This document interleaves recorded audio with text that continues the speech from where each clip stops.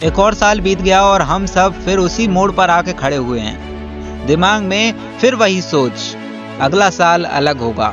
लेकिन सच बताऊं, हर साल के आखिर में हम यही सोचकर हमारे मन में तसल्ली दे लेते हैं। बट हर साल होता क्या है?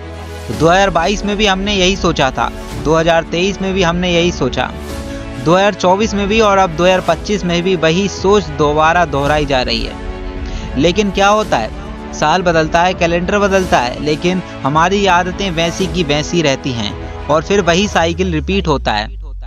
प्रॉब्लम्स की जड़, असल में हम सब एक पिंजरे में फंस चुके हैं जिसे हम देख नहीं पाते। ये पिंजरा ईंटों का नहीं है, ये लोहे का नहीं है, ये है नोटिफिकेशन, स्क्रीन और एडिक्शन का है। सोचो जरा, एक आम इंसान आज सोने से ज़्यादा फ़ोन पर समय बिताता है। सुबह उठते ही पहला काम मोबाइल फ़ोन उठाना, और रात सोने से पहले आखिरी काम भी वही। हर टिंग नोटिफिकेशन पर हमारा दिमाग एक्साइटमेंट पैदा करता है, इतनी एक्साइटमेंट कि अब साइलेंस भी हमें असहज लगता है। 5 सेकंड भी हम बिना फ़ोन के टॉर्चर जैसा महसूस करते हैं। पहले डिस्ट्रैक्शन इतना था ही नहीं।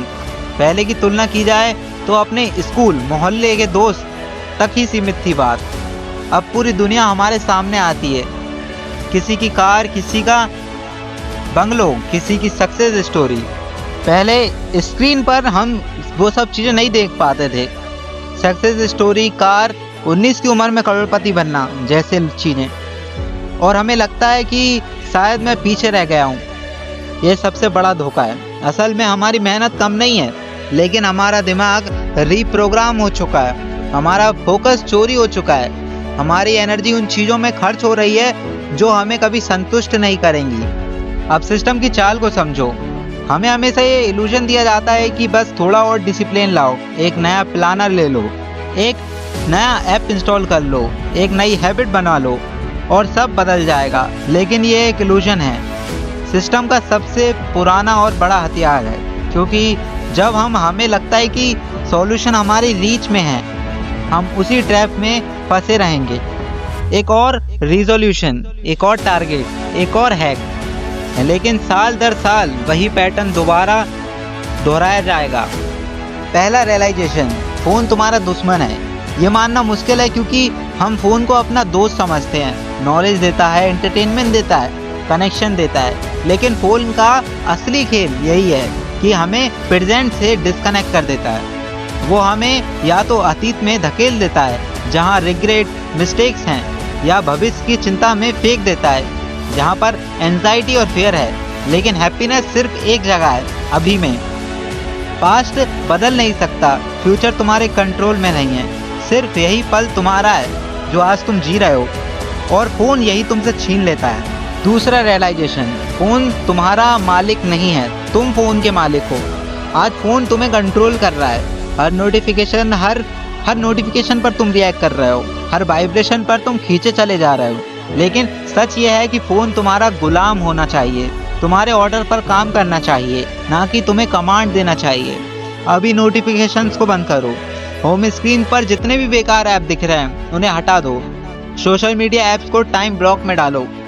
ये तुम तय करो कि फ़ोन कब उठाना है, कितनी देर यूज़ करना है। फ़ोन तुम्हें डिसाइड नहीं करेगा। जब तक ये उल्टा है, तब तक जिंदगी का कंट्रोल तुम्हारे हाथ में नहीं आएगा। तीसरा realisation, real world is real. अब सोचो कितनी बार दोस्तों का प्लान टाल दिया, कितनी बार बाहर जाने की बजाय चैट में स्टक रहे, कितनी बार रियल कन्वर्सेशन की जगह इमोजी भेजे। हम डिस्कनेक्ट हो गए हैं, लेकिन असली कनेक्शन बाहर है, दोस्तों से मिलने में, परिवार के साथ हंसने में, खेलने में, ट्रेवल करने में, धूप, हवा और दुनिया को महसूस करने में। बॉडी को चलाओ, वर्कआउट करो, नेचर को महसूस करो। ये पल ही तुम्हें याद आएंगे। ऑनलाइन कंटेंट तुम्हें कभी सेटिस्फैक्शन नहीं देता। The cost of not changing. अगर हमने ये नहीं बदला ना, तो 2025 भी वैसे ही निकल जाएगा, 2026 भी और 2027 भी। और एक दिन जिंदगी खत्म होने पे आ जाएगी तो लगेगा कि हमने जिया कब। हाँ, शायद पैसे कमा लोगे, सक्सेस भी मिल जाएगी, लेकिन यादें बस कुछ धुंधली सी तस्वीरें होंगी तुम्हारे पास। असल मोमेंट्स खो चुके होगे। उससे बेहतर है कि आज ही बदलो। द पाथ ऑफ फ्रीडम, तो आज से शुरू करो। 3 रियलाइजेशन अपने जीवन में अपनाओ।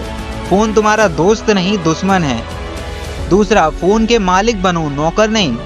तीसरा, असली दुनिया ही असली जिंदगी है। इन तीनों प्रिंसिपल को फॉलो करो और यकीन मानो 2026 और भी ज्यादा बेस्ट होगा।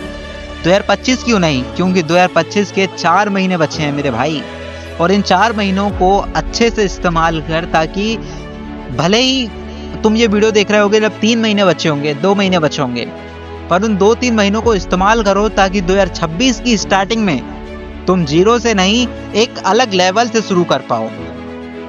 क्लोजिंग इम्पैक्ट, जिंदगी ऑनलाइन वीडियोस में नहीं है, जिंदगी स्क्रोलिंग में नहीं है, जिंदगी उन पलों में है जो तुमने हंसते हो, जब तुम खेलते हो, परिवार और दोस्तों के साथ बैठते हो, खुद से जुड़ते हो। तो इस बार रेजोल्यूशन ये बनाओ कि फोन से दूर रहो लेकिन खुद के करीब। 2026 तुम्हारा साल तभी बनेगा जब तुम 2025 के जो महीने हैं उन्हें ठीक से इस्तेमाल करोगे, जब तुम खुद अपनी जिंदगी वापस लेने का फैसला करोगे। तो मेरे दोस्त, आज ही अपनी मंजिल की तरफ एक कदम और बढ़ा। तेरा एक एक कदम तेरी मंजिल तक तुझे पहुंचा देगा। यकीन मान, विश्वास रख मुझ में। आज की इस वीडियो में इतना ही। आशा करता हूँ ये वीडियो आपको पसंद आई होगी। चैनल को सब्सक्राइब करना ऐसी ही वीडियोस के लिए, पसंद आने पे लाइक करके जाना। मैं मिलता हूँ किसी और वीडियो में, और सुनना ना भूलिए द मोटिवेशनल दृष्टिकोण।